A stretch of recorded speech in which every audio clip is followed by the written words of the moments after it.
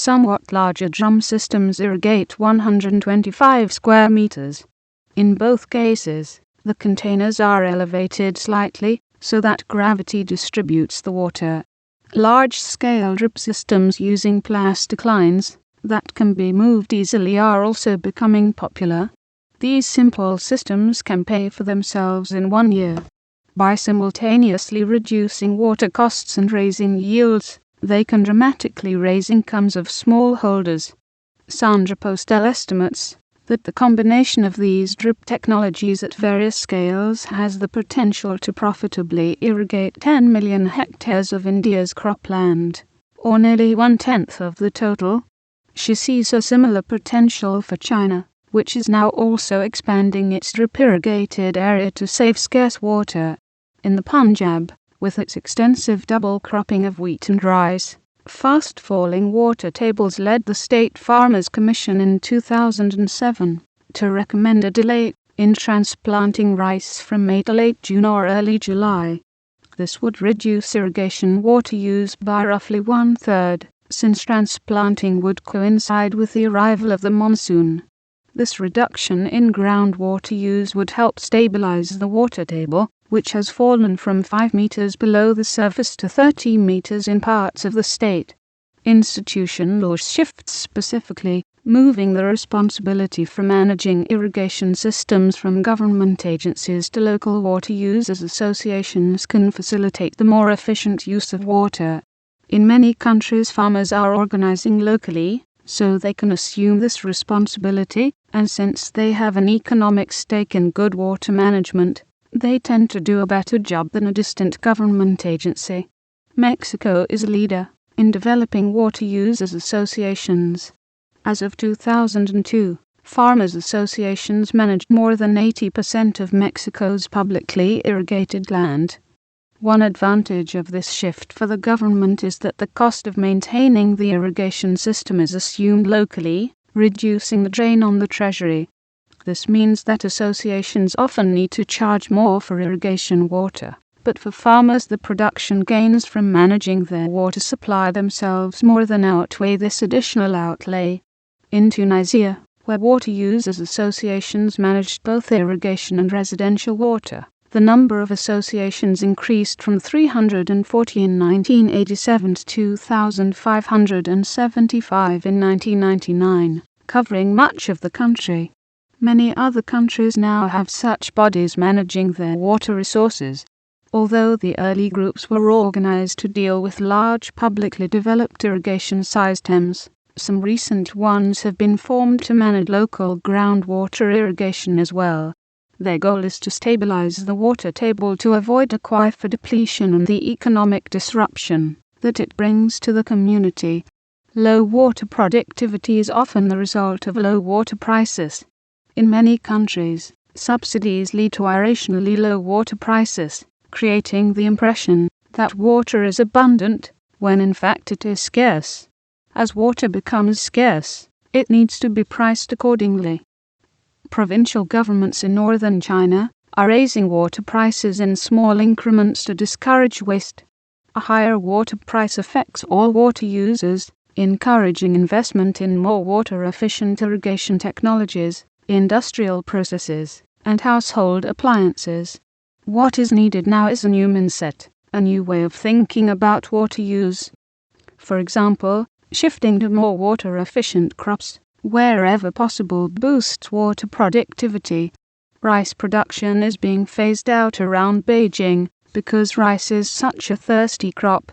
Similarly, Egypt restricts rice production in favor of wheat. Any measures that raise crop yields on irrigated land also raise the productivity of irrigation water. Similarly, any measures that convert grain into animal protein more efficiently in effect increase water productivity. For people consuming unhealthy amounts of livestock products, moving down the food chain reduces water use.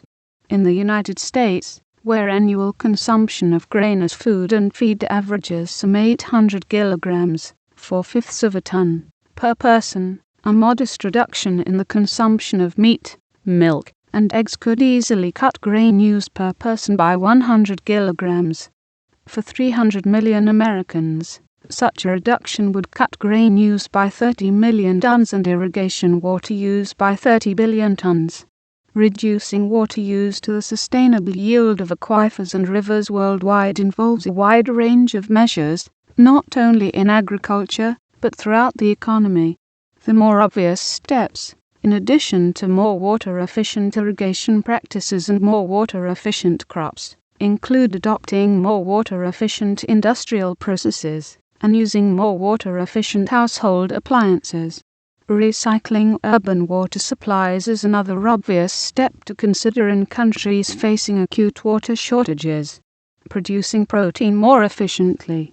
Another way to raise both land and water productivity is to produce animal protein more efficiently. With some 37%, about 740 million tons, of the world grain harvest used to produce animal protein, even a modest gain in efficiency can save a large quantity of grain. World meat consumption increased from 44 million tons in 1950 to 240 million tons in 2005, more than doubling consumption per person from 17 kilograms to 39 kilograms, 86 pounds. Consumption of milk and eggs has also risen. In every society where incomes have risen, meat consumption has too, perhaps reflecting a taste that evolved over 4 million years of hunting and gathering. As both the oceanic fish catch and the production of beef on rangelands have leveled off, the world is shifted to grain-based production of animal protein to expand output. And as the demand for meat climbs, consumers are shifting from beef and pork to poultry and fish, sources that convert grain into protein most efficiently. Health concerns among industrial country consumers are reinforcing this shift. The efficiency with which various animals convert grain into protein varies widely. With cattle in feedlots, it takes roughly 7 kilograms of grain to produce a 1 kilogram gain in live weight. For pork, the figure is over 3 kilograms of grain per kilogram of weight gain. For poultry it is just over 2, and for herbivorous species of farmed fish, such as carp, tilapia, and catfish, it is less than 2. As the market shifts production to the more grain-efficient products, it raises the productivity of both land and water. Global beef production, most of which comes from rangelands, grew less than 1% a year from 1990 to 2006. Growth in the number of cattle feedlots was minimal. Pork production grew by 2.6% annually, and poultry by nearly 5%. The rapid growth in poultry production, going from 41 million tons in 1990 to 83 million tons in 2006, enabled poultry to eclipse beef in 1995, moving it into second place behind pork. World pork production, half of it now in China, overtook beef production in 1979 and has continued to widen the lead since then. Fast-growing, highly grain-efficient fish farm output may also overtake beef production within the next decade or so. In fact, aquaculture has been the fastest-growing source of animal protein since 1990, largely because herbivorous fish convert feed into protein so efficiently. Aquacultural output expanded from 13 million tons in 1990 to 48 million tons in 2005, growing by more than 9% a year. Public attention has focused on aquacultural operations that are environmentally inefficient or disruptive, such as the farming of salmon, a carnivorous species, and shrimp. These operations account for 4.7 million tons of output, less than 10% of the global farmed fish total, but they are growing fast. Salmon are inefficient in that they are fed other fish, usually as fish meal, which comes either from fish processing wastes or from low-value fish caught specifically for this purpose. Shrimp farming often involves the destruction of coastal mangrove forests to create areas for the shrimp. Worldwide, aquaculture is dominated by herbivorous species, mainly carp in China and India, but also catfish in the United States and tilapia in several countries and shellfish. This is where the great growth potential for efficient animal protein production lies. China, the world's leading producer, accounts for an astounding 2/3 of global fish farm output. Aquacultural production in China is dominated by finfish, mostly carp, which are produced inland in freshwater ponds, lakes, reservoirs, and rice paddies, and by shellfish, mostly oysters, clams, and mussels, which are produced mostly in coastal regions. Over time, China has also developed a fish polyculture using 4 types of carp that feed at different levels of the food chain, in effect emulating natural aquatic ecosystems. Silver carp and bighead carp are filter feeders, eating phytoplankton and zooplankton respectively. The grass carp, as its name implies, feeds largely on vegetation, while the common carp is a bottom feeder, living on detritus. These 4 species thus form a small ecosystem, with each filling a particular niche. This multi-species system, which converts feed into high-quality protein with remarkable efficiency, allowed China to produce some 14 million tons of carp in 2005. While poultry production has grown rapidly in China, as in other developing countries, it has been dwarfed by the phenomenal growth of aquaculture. Today, aquacultural output in China at 30 million tons is double that of poultry, making it the first major country where fish farming has eclipsed poultry farming. China's aquaculture is often integrated with agriculture, enabling farmers to use agricultural wastes, such as pig or duck manure, to fertilize ponds, thus stimulating the growth of plankton on which the fish feed. Fish polyculture, which commonly boosts pond productivity over that of monocultures by at least half, is widely practiced in both China and India. With incomes now rising in densely populated Asia, other countries are following China's aquacultural lead. Among them are Thailand and Vietnam. Vietnam, for example, devised a plan in 2001 of developing 700,000 hectares of land in the Mekong Delta for aquaculture, which now produces more than 1 million tons of fish and shrimp.